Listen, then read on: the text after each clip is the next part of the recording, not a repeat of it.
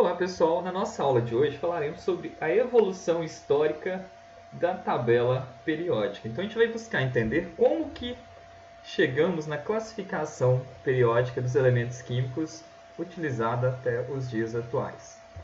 Para termos ideia da importância da tabela periódica, inclusive o ano de 2019, ele foi considerado aí pela Unesco como o ano internacional da tabela periódica dos elementos. Então, em homenagem, aos cientistas que possibilitaram essa organização dos elementos químicos.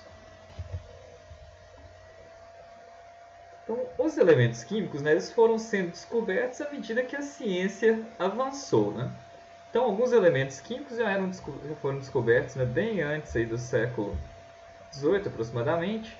Então, a gente já tinha metais que eram encontrados na forma pura na natureza, que já eram conhecidos na antiguidade, então como cobre, ouro, ferro, dentre outros. E à medida que a gente foi tendo desenvolvimento das análises químicas, da eletroquímica, análises espectrais, então a gente vê aqui um crescimento aqui da quantidade de elementos químicos ao longo do desenvolvimento da ciência. Então, muitos elementos são naturais na forma elementar, então esses foram mais fáceis de serem descobertos, porque eles já estavam puros presentes na natureza. Já no século XIX, o que a gente chama de Revolução Química, a gente teve então os elementos químicos passando de aproximadamente 31 em 1800 para 63 em 1865.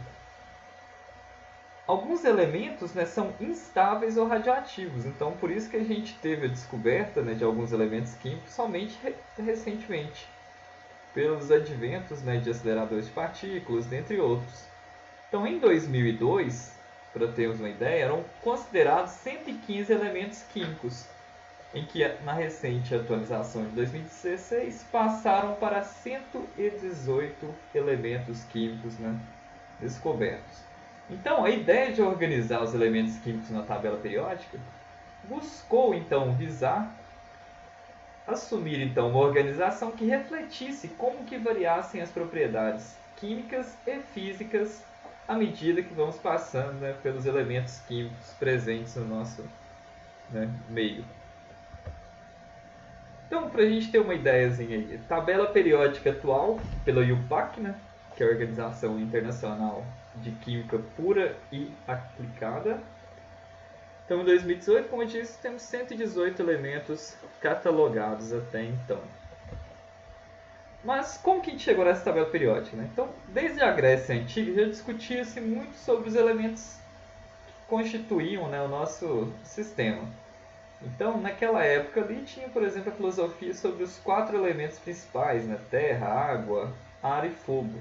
Até presente hoje em dia, ainda em alguns desenhos, algumas séries, por exemplo. Já o Boyle, em 1661, ele lançou um livro que chamava-se A Química Cética. Então, basicamente, ele negou a existência destes 4 elementais e afirmou, então, com que a matéria era constituída de elementos químicos. Então, foi a primeira abordagem dentro da química que tratou-se, então, de um elemento químico e não mais de um elemental amplo.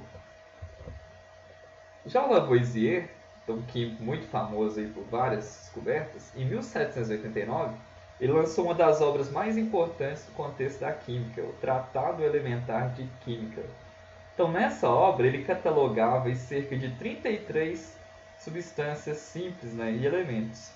Então, essas substâncias simples seriam aquelas que não poderiam ser decompostas em outras. Então, é como se tivesse ali uma substância bem fundamental. Então, após essa organização primária que o Lavoisier fez de 33 substâncias simples, o próximo estudo muito importante foi o de Dove-Reiner, em 1817. Então ele observou que desses elementos químicos que eram conhecidos até então, havia alguma correlação entre a massa e as propriedades destes. Então ele determinou o que ele chamou de tríade. Então uma tríade basicamente seriam 3 elementos químicos que apresentavam ordem crescente de massa, como por exemplo nesse exemplinho aqui, e que apresentariam propriedades semelhantes. Mas basicamente, como que era formada uma tríade, né, de Dobereiner? Então ele afirmou o seguinte, que o primeiro elemento da tríade, que seria aquele dos três que possuía menor massa, e o último da tríade, aquele elemento químico com maior massa, então o segundo ele possuiria a média da massa do primeiro e o último somados. Mas como assim? Então, por exemplo, a massa do estrôncio, que é o elemento do meio aqui da tríade, ela deveria ser a média da soma das massas do elemento 1, que seria o cálcio, e do elemento 2, que seria o bário. Então, a soma da massa do bário, que é 137, com a soma da massa do cálcio, que é 40, quando eu divido por 2, dá exatamente 88 unidades de massa. Então, sendo assim, estes três elementos compõem, né, uma tríade Dobereiner, e assim eles possuem propriedades semelhantes entre si. Então, essa foi uma das primeiras organizações sistemáticas, né, de acordo com as propriedades dos elementos químicos. Pouco após, né, o Chancortours, ele propôs o que ele chamou de tabela parafuso telúrico. Então, por que parafuso telúrico? Porque basicamente, né, a forma de disposição dos elementos químicos e a correlação das propriedades entre eles faziam, né, uma disposição aproximada com um parafuso. Né? Então ele foi o primeiro a notar que a periodicidade dos elementos variava em grupos de 7.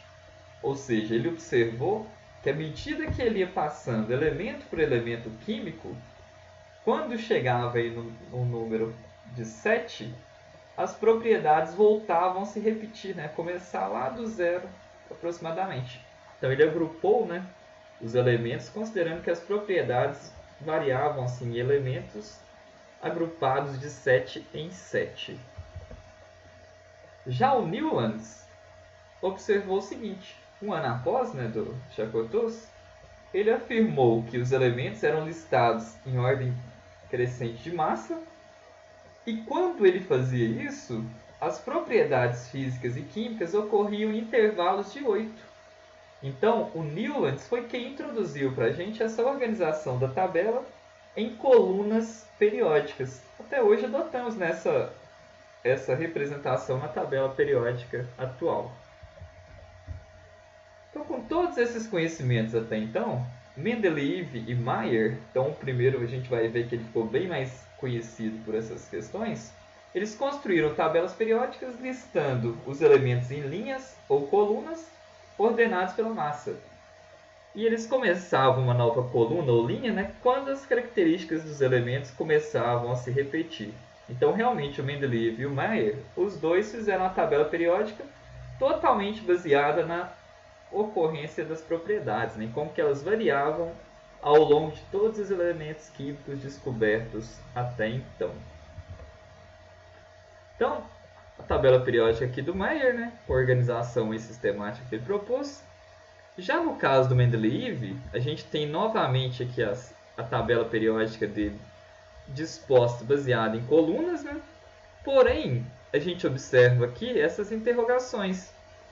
Essas interrogações, o que acontece? O Mendeleev ele deixou espaços na tabela periódica em que deveriam corresponder a elementos químicos que fazia sentido eles existirem, mas ainda não teriam sido descobertos. Então aí que está a grande jogada, né, do Mendeleev. Então o Mendeleev ele trouxe previsões utilizando seu modelo muito próximas do real. Então, por exemplo, em 1871, ele observou que a posição mais adequada para o arsênio seria abaixo do fósforo e não do silício. Então tinha uma lacuna na tabela periódica do Mendeleev que não foi preenchida abaixo do silício. Então, em 1886, o germânio foi descoberto, então o elemento germânio, e as suas propriedades eram muito comparáveis, né, compatíveis com as previsões de Mendeleev. Então a tabela de Mendeleev ainda possibilitava, além dessa questão da descoberta de alguns elementos químicos baseados nas propriedades, ainda uma correlação entre as propriedades dos elementos químicos, ambas as formas, né, seja na vertical pela coluna, horizontal e ao longo de um período, ou então diagonal. Então foi uma contribuição muito importante do Mendeleev para a tabela periódica atual. Inclusive ele sendo reconhecido aí, né, ele foi até o rostinho aí do encarte do Ano Internacional da Tabela Periódica proposto pela Unesco. Em 1913, então Moseley ele desenvolveu o conceito de número atômico, né? Então, baseado nas frequências de raio-x emitidas por elementos químicos, né? Quando eram bombardeados com elétrons de alta energia. Então ele observou que cada elemento químico emitia, né, uma frequência de raio-x diferente e que essa frequência de raio-x ela aumentava com a massa. Então Moseley ele basicamente identificou o que chamamos de número atômico de um átomo, considerando então como o número de prótons no núcleo ou o número de elétrons no átomo, já que em um átomo neutro a gente tem a mesma quantidade de prótons e de elétrons. Então o Moseley permitiu então agora elaborar a distribuição dos elementos químicos não mais pela ordem de massa, mas sim pelo seu número atômico, né? Então forneceu uma informação mais precisa quanto à estrutura atômica daquele átomo. Então o Groves-Deming, em 1923, ele pegou então todas essas informações e colocou um arranjo mais lógico, né? Distribuiu em 18 colunas os elementos químicos, colocando essa tabelinha padrão que conhecemos até hoje. Então, basicamente, cada elemento químico distribuído numa quadrícula, né, com informações sobre o seu número atômico, a sua massa e outras propriedades, então, assumidas. E aí, em 1945, né, o Seaborg ele afirmou que os elementos actinides e lanthanides preencheriam um subnível F, né, mais um subnível aí de que seria responsável então pelas propriedades diferenciadas desses elementos actinides e lanthanides. Então ele propôs com que estes elementos químicos aqui fossem agrupados separadamente na tabela periódica, uma vez que eles apresentam propriedades muito semelhantes entre si. Então esta foi uma contribuição tão importante que ele inclusive ganhou o Nobel, né, em 1951 de Química. Então, com a tabela periódica atual, ela possibilita várias classificações dos elementos, né? Então, primeiro, a tabela periódica ela é um guia da configuração eletrônica. Então, por exemplo, quando observamos na tabela periódica, os elementos das duas primeiras colunas, eles terminam a configuração eletrônica deles com os orbitais S. Enquanto os elementos aqui representativos, todos terminam a configuração eletrônica. A gente tem o preenchimento, né, dos orbitais D. E aqui no caso dos elementos aqui, desde a terceira até a oitava coluna, temos então o preenchimento dos orbitais P. Podemos saber também qual que é a última camada preenchida para um elemento químico. Então, aqui observamos que à medida que a gente passa de um período para o outro, vamos descendo aqui linha por linha, temos aqui um aumento, né, do número quântico principal, indicando para mim, então, que aquele elétron deste átomo vai estar mais distante do núcleo.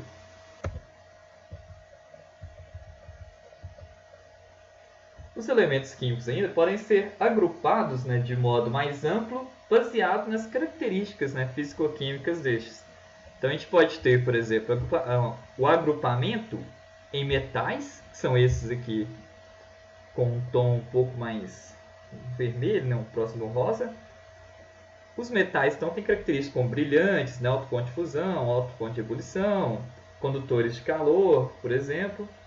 Os não metais, né, ou ametais, então estes elementos químicos aqui de verde, eles não possuem essas características metálicas, então eles são maus condutores de calor e eletricidade, os pontos de fusão e ebulição deles costumam ser mais baixos, por exemplo. E os metalóides, né, os semimetais, que são esses elementos que estão de roxo aqui.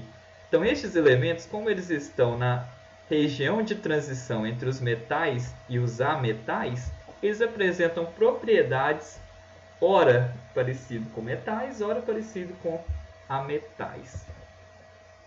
Outra classificação muito utilizada na tabela periódica é a classificação em colunas, né? Porque a gente consegue propriedades melhor delimitadas. Então, por exemplo, na coluna 1A temos os metais alcalinos. Então, os metais alcalinos aumentam o pH em solução, eles são altamente reativos, por exemplo.